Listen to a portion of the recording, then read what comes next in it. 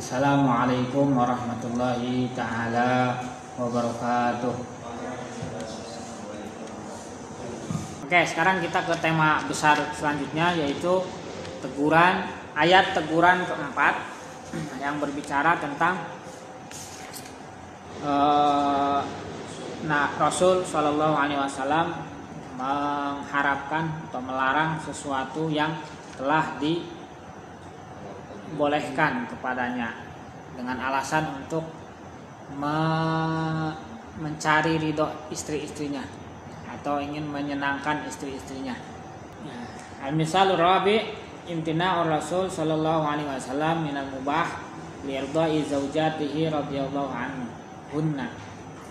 Itu contoh keempat adalah pelarangan Rasulullah SAW terhadap sesuatu yang dimubahkan, dibolehkan karena ingin mencari keridhaan istri-istrinya.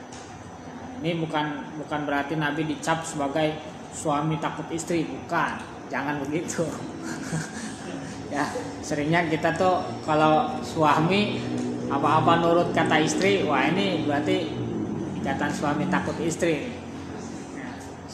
Bismillahirrahmanirrahim. Ya ayyuhan nabiyyu lima tuharrimu ma halallahu laka tabtaghi mardata azwajik wallahu ghafurur rahim. Ini yang maksudnya, wahai Nabi, mengapa engkau mengharamkan sesuatu yang dihalalkan Allah kepadamu seraya engkau mengharapkan ridhonya istri-istri kalian? Kenapa? Wallahu ghafurur rahim. Allah Maha Pengampun dan Maha Penyayang. Nah, di sini ini sifatnya bahasa usul fikihnya adalah lafzun 'am karena menggunakan ismul mausul. Mana isim mausulnya? Isim mausulnya ma sesuatu. Apa coba yang diharamkan oleh Nabi? Ini jadi pertanyaan kita. Makanya kita harus tahu dalam Quran itu banyak lafaz yang umum, am, banyak lafaz yang mujmal, global, banyak lafaz yang mutlak. Mutlak itu tidak ada qaid. Nah, ini harus ada pelajaran usul kan? Ada. Nah, mutlak itu berarti gak ada qaid, gak ada pembatas. Nah, kemudian lafaz-lafaz mustarak. Mustarak itu berarti satu lafaz punya banyak makna, mau dipakai kemana yang mana. Nah, ini pentingnya belajar usul dan terutama juga ingin mengetahuinya dari mana ma ini, dari asbabun nuzul. Nanti ini dijelaskan dalam asbabun nuzulnya, ya, sebab-sebab turunnya wahyu. Nah, fahima al-ba'du min itabillahi nabiyahu ala an harrama ala nafsihi ma halallahu lahu ibtigha'a mardati azwajihi annahu iltaqaba dzamban. Nah, ini nauzubillah kalau sampai berpemahaman seperti ini ya. Jadi sebagian itu punya pemahaman bahwa dari teguran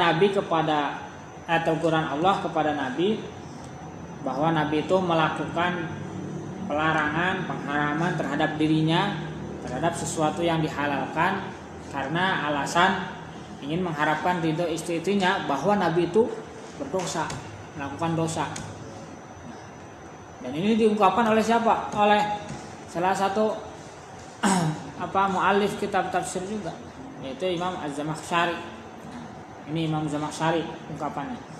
Faqala Az-Zamakhsyari kana hadza ma harramahu ar-rasulu ala nafsihi min milkil yamin awil asal zillatan minhu. Zillah itu berarti artinya kesalahan. Bahwa kejadian ini yang mana Nabi mengharamkan sesuatu atas dirinya berupa milkul yamin dan asal. Nanti setelahnya akan dijelaskan bahwa dalam asbabun nuzulnya ma itu yang am, sesuatu itu apa? Yang pertama adalah dengan salah satu hadis asbabun nuzul adalah milkul yamin, hamba sahaya. Ya. Kemudian yang kedua asal. Padahal dua-duanya halal bagi Nabi. Milkul yamin karena Nabi memilikinya. Kemudian asal juga suatu makanan yang dihalalkan, tapi Nabi justru mengharamkannya. Nanti kita jelaskan secara kronologi kejadiannya di dalam Asbabun Nuzul. Ini kita bicara Imam Zamakhsyari nih dalam kitabnya Kasyaf. Nah, li'annahu laisa li ahadin an yuharrima ma ahallallahu. Kenapa dianggap salah Nabi itu oleh beliau? Karena tidak boleh bagi siapapun itu mengharamkan sesuatu yang telah Allah halalkan. Li'anna Allah azza wa jalla innama ahalla ma ahalla li hikmati. Karena Allah itu menghalalkan sesuatu yang telah Allah halalkan karena hikmah, bukan karena apapun, tapi pasti ada hikmah. Wa maslahatin, karena maslahat. Arafaha fi ihlalihi, yang bisa diketahui dari mana adanya maslahat, adanya adanya hikmah itu dari segi penghalalannya. Kenapa dihalalkan? Pasti ada hikmahnya. Fa iza harrama kana zalika qalbul maslahati mafsadatan. Ya. Jadi kalau seandainya itu sampai diharamkan, berarti ini anggapan beliau, karena zalika qalbal maslahati mafsadatan. Jadi hal itu adalah pemutarbalikan suatu maslahat menjadi mafsadah, ya kan? Dibalik tadinya, yang aturan tadi maslahat itu mafsadah kan? Karena anggapannya haram. Karena bahasa kaidahnya itu dalam kaidah fikihnya, sesuatu yang halal pasti dibaliknya itu ada maslahat, dan sesuatu yang diharamkan pasti dibaliknya itu ada madarat. Coba sekarang kenapa khamr diharamkan? Ada apa? Ada maslahat apa madarat? Ada madarat. Ya walaupun dengan tadarruj, dengan tahapan yang memang dulu zaman Arab itu di dalam khamr itu ada maslahat, ada sebagian maslahatnya. Nah, tapi setelahnya karena itu lebih banyak madaratnya, akhirnya diharamkan. Intinya pasti ada madarat. Jadi berbanding searah antara halal dengan maslahat, haram dengan madarat. Ya. Nah, terus dikemukakan oleh musannif radda hadhihi syubhatil lati atharaha Az-Zamakhsyari. Tauraddu hazihi syubhati allati taraha Zamakhsyari. Dan untuk menjawab stigma yang dikemukakan oleh Zamakhsyari itu gimana? Liraddi hadhihi syubhah la budda min zikri sabab alladhi min ajlihi anzalallahu ta'ala al-ayati hatta yatabayyana lana ma harramahu rasul ala nafsi mimma kana halalih. Untuk menjawab subhat, stigma ini harus kita menyebutkan sebab nuzul yang darinya itu bisa Allah turunkan, yang darinya Allah turunkan ayat sehingga bisa menjadi jelas bagi kita kenapa Rasul mengharamkan hal itu pada dirinya padahal itu halal. Dan ini merupakan rafatur Rasul sallallahu alaihi wasallam, keluhuran Rasul, ya, kehormatan Rasul, wa talattufuhu fi muamalati zaujatihi. Dan ini kelembutan Rasul dalam muamalah bersama istri. Nah, sabab nuzulnya ada 2 nih. Bahkan ditambahi ada 3. Cuman yang ketiga adalah disebutkan tidak hanya sekadar dhaif, bahkan gharib, ya. Terkesannya tuh dibuat-buat yang ketiga. Intinya sabab nuzul pertama adalah asal. Dan saya nggak akan bacakan hadisnya, intinya kisahnya. Jadi kisahnya itu bahkan sebenarnya tidak hanya hadis ini, ya, hadis tentang asal itu banyak. Ya, cuman yang dikemukakan oleh musannif salah satunya ini hadis tentang Nabi mengharamkan asal. Ya, Bukan berarti haram hakiki, bukan, tapi ada motif di balik itu. Nah, kisahnya begini. Secara umum Nabi itu istrinya lebih dari satu. Di antaranya ada Aisyah, ada Hafsah binti Umar, dan ada Saudah, dan ada Sofiyah dan lain-lain. Nah, di sini diceritakan bahwa diceritakan oleh Siti Aisyah dalam kitab Sahih Bukhari dan Sahih Muslim bahwa Nabi itu paling senang makanan minuman tuh yang manis, asal. Bahkan di kitab Syama'il Muhammadiyah juga ada pembahasan tentang surbun Nabi. Ya. Jadi minumannya Nabi itu yang favorit itu apa? Salah satunya adalah asal. Makanya sampai sekarang madu itu menjadi minuman yang nggak ada kalahnya, mungkin level kedua lah setelah Zam-Zam kali. Ya, karena nomor 1 Zam-Zam, belum nggak ada yang lain kalau Zam-Zam. Nomor 2 madu. Terus kalau halwa ini sifatnya umum, pokoknya manis-manisan. Nah, ketika itu di antara istri-istri Nabi itu, ya maklum lah, ini pasti namanya istri lebih dari satu ada unsur kecemburuan satu sama lain. Ya, nah dikisahkan di sini oleh Siti Aisyah, Nabi ketika setelah sholat asar, Nabi masuk kepada salah satu istrinya. Salah satu istrinya, kemudian Nabi masuk ke Hafsah binti Umar dan berdiam dengan Hafsah binti Umar. Nah, dari hadis ini, ketika Nabi berada di Hafsah binti Umar, ini fasa'altu an zalik, Siti Aisyah yang berbicara, yang menjelaskan. Nabi menanyakan kepada Siti Aisyah bahwa dikatakan ada seorang perempuan yang memberikan ukah tuh ya, sewadah lah, sewadah dari asal dari madu. Ini sebenarnya bahasa sindiran kepada Kanjeng Nabi. Ya, karena Nabi itu kok ketika ketemu Siti Aisyah kayak seneng banget, dari mana nih? Nah, ini bahasa sindirannya. Sebenarnya Aisyah tahu bahwa Nabi itu habis minum madu di rumah salah satu istrinya. Nah, ini nanti juga perdebatan sebenarnya salah satu istrinya itu siapa yang menuangkan madu.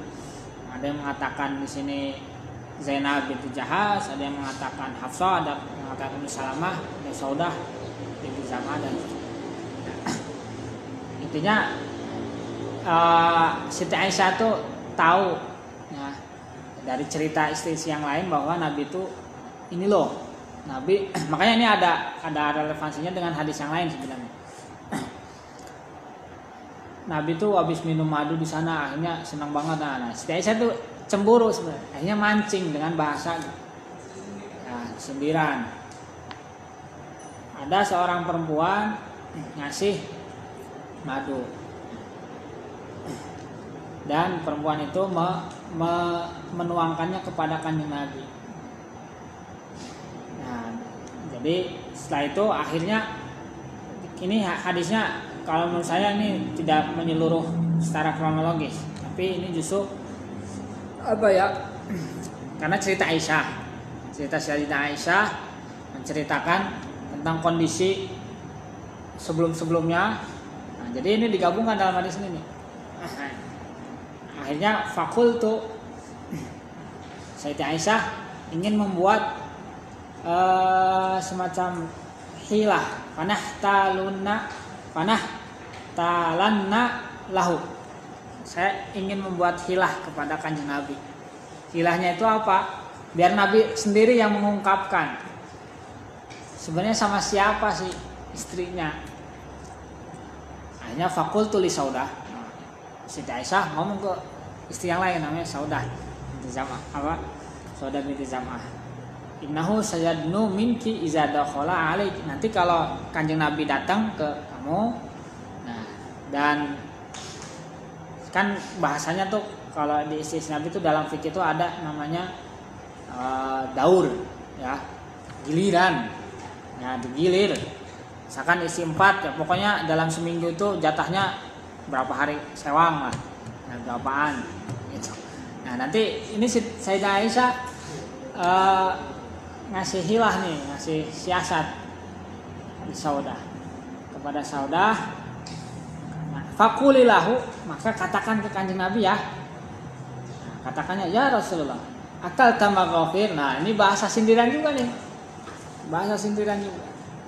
Ya Rasulullah, apakah engkau udah memakan magofir? Magofir tuh minum-minuman yang wangi.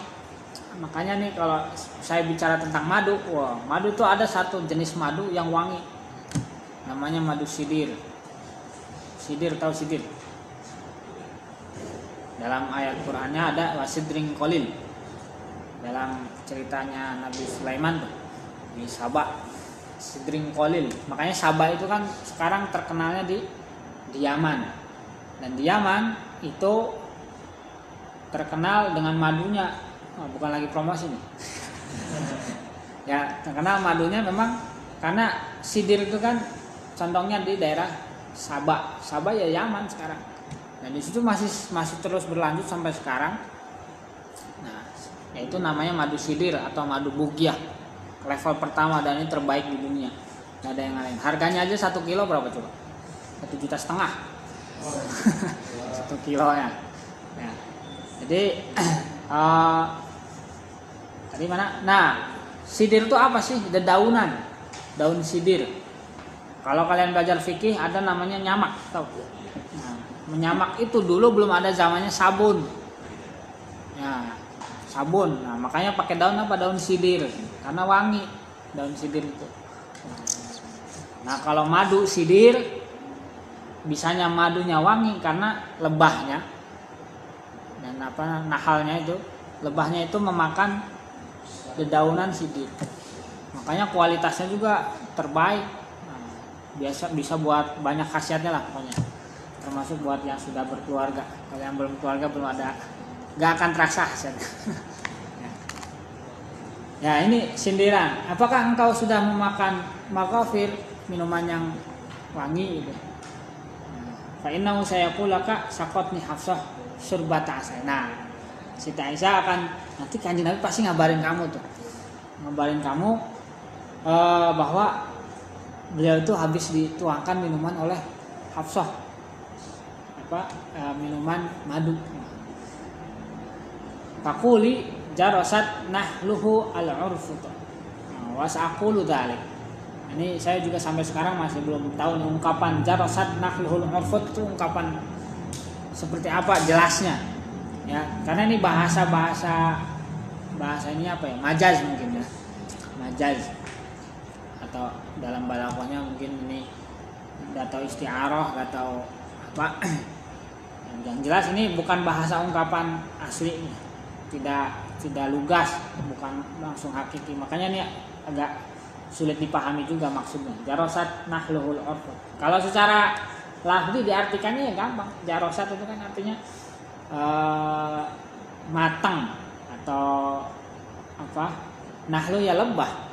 Al-urfut ya apa kayak semacam ininya apa?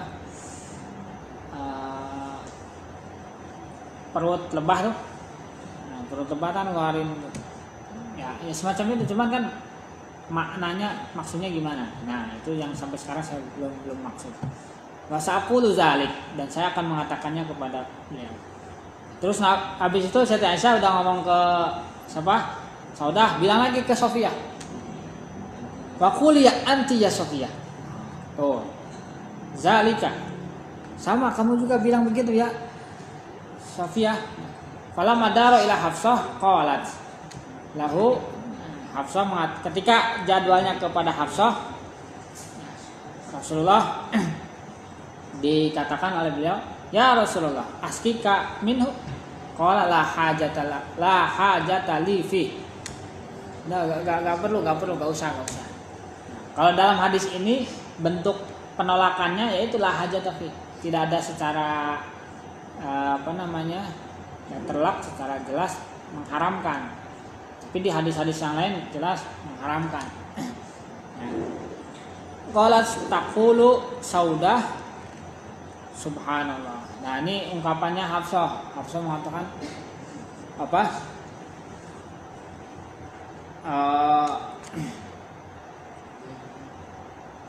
Taqulu Saudah yang sebelumnya mengatakan subhanallah, wallahi laqad haramna, kita dilarang oleh kanjeng Nabi.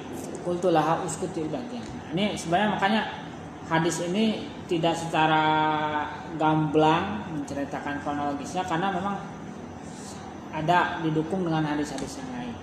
Ya. Intinya dari hadis ini sebenarnya intinya nih, istri-istri kanjeng Nabi itu cemburu ya terhadap seorang istri ya yang telah memberikan madu kepada Nabi. Nah, dan ini diketahui oleh semua istri-istri yang lain, karena Nabi terkesannya sangat sayang banget tuh gara-gara dituangkan minum madu, karena memang termasuk minuman favoritnya Nabi, madu itu. Nah, saking cemburunya ini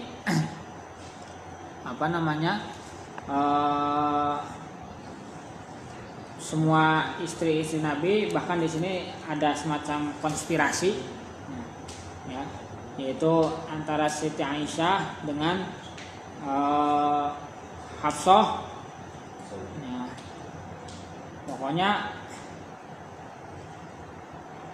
kalau seandainya Nabi itu diam bersama Zainab zamanan yashrabu fihi asalan.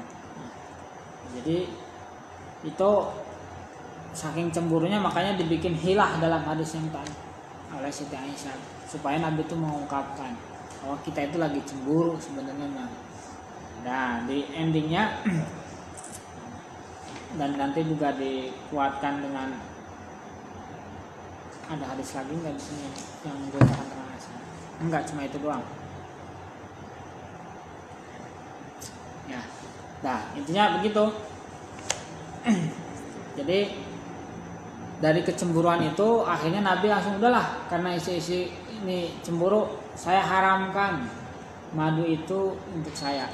Jadi gak akan saya minum lagi. Bahkan ada ungkapan yang lain, ini la'uduha, saya tidak akan kembali lagi ke Zainab untuk minum madu di sana. Coba, itu ingin membuktikan bahwa Nabi itu mengharapkan ridho istri-istrinya. Nah, ini ditegurlah dengan ayat yang tadi disebutkan. Nah. Oke. Adapun yang kedua, ini dari asbabun nuzul. Kalau tadi kan asal, yang kedua ini adalah milkul yamin, yaitu salah satu milkul yaminnya. Jadi bahkan milkul yamin itu cenderungnya apa ya, budak yang boleh diperlakukan layaknya seperti istri ya, milkul yamin tuh, milkul yamin. Dan di sini diceritakan adalah Maryah Al-Qibtiyah Ummu Ibrahim ya, yang mana Ibrahim itu meninggal ketika kecil.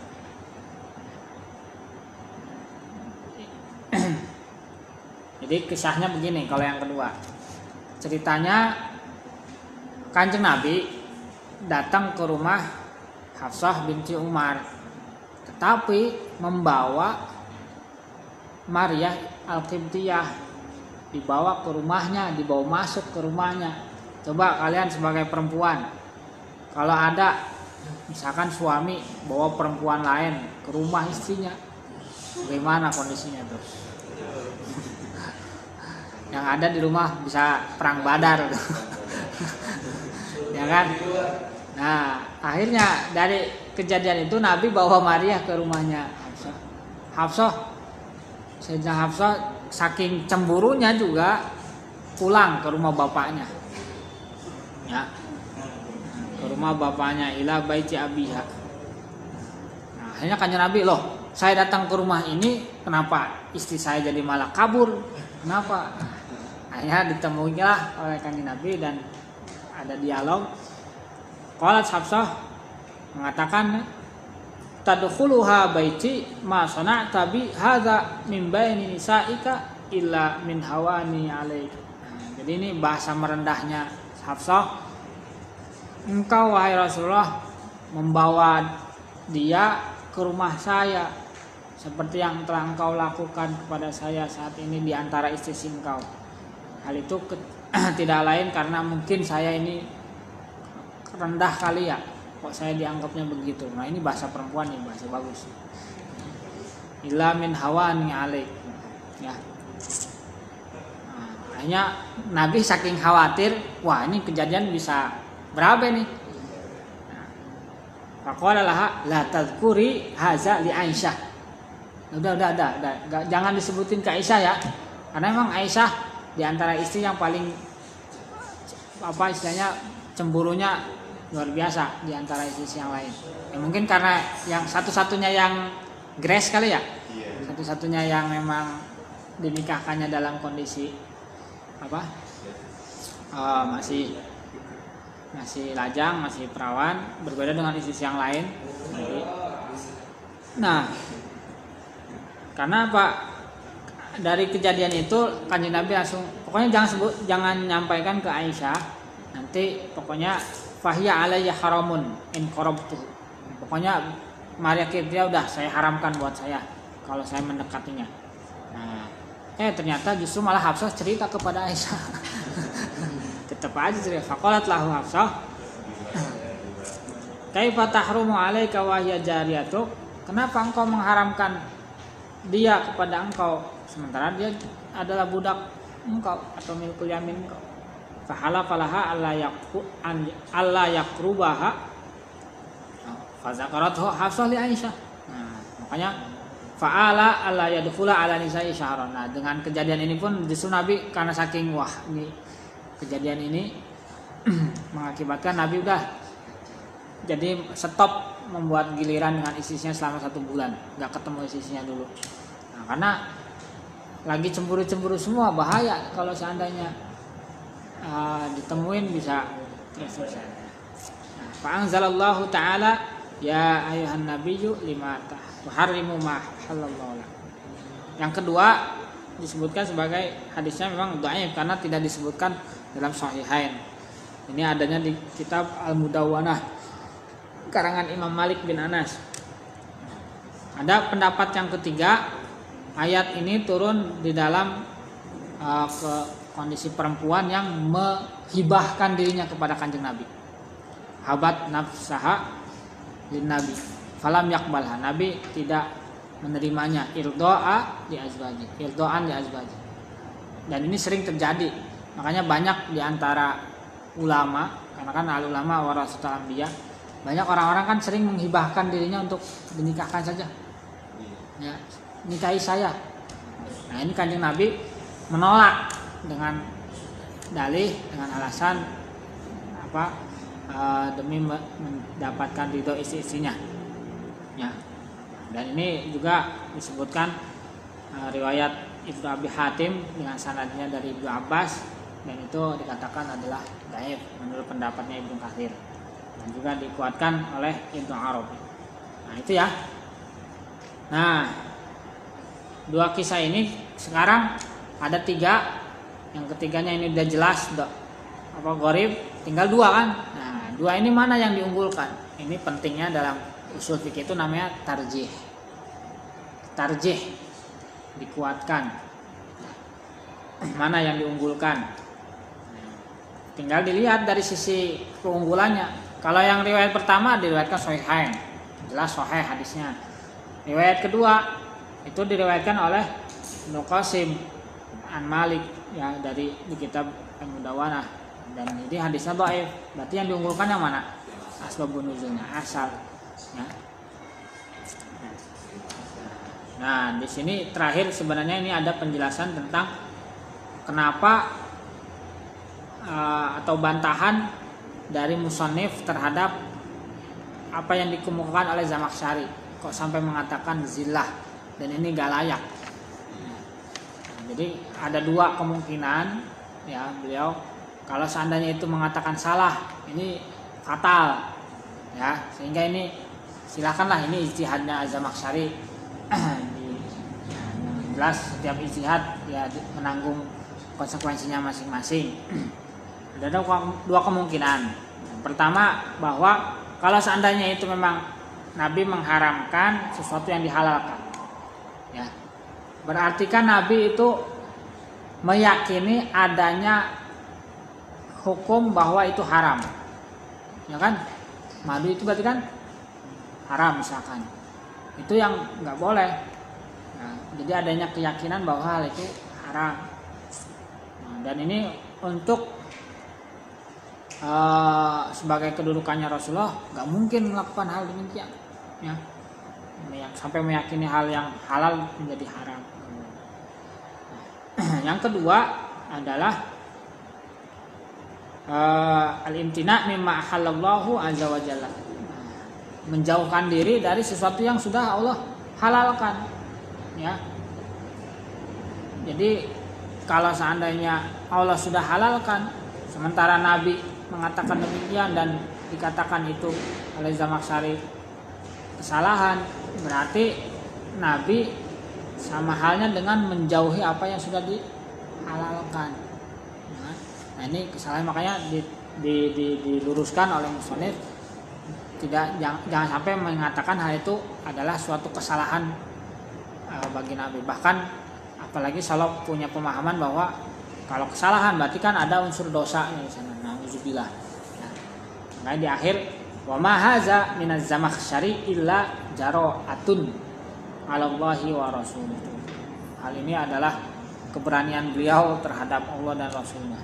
Waliyahzubillah. Mungkin sampai sini pembahasan tentang ayat teguran keempat yang membahas apa? Rasulullah mengharamkan sesuatu yang dihalalkan, tanda tanya. Karena apakah ia benar dibahas dalam kajian ini.